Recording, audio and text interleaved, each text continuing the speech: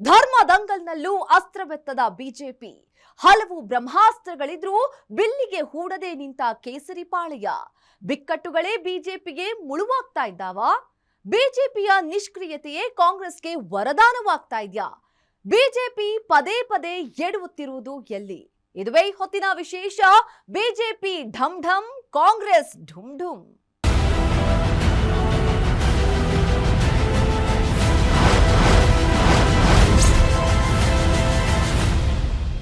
ರಾಜ್ಯ ಬಿಜೆಪಿ ಸರ್ಕಾರವನ್ನ ಕಟ್ಟಿ ಹಾಕುವ ಹೋರಾಟಕ್ಕಿಂತ ಬಿಕ್ಕಟ್ಟುಗಳನ್ನು ಶಮನ ಮಾಡಿಕೊಳ್ಳುವುದರಲ್ಲಿಯೇ ಬ್ಯುಸಿಯಾಗಿದ್ಯಾ ಅನ್ನೋ ಅನುಮಾನಗಳು ಮೂಡ್ತಾ ಇದೆ.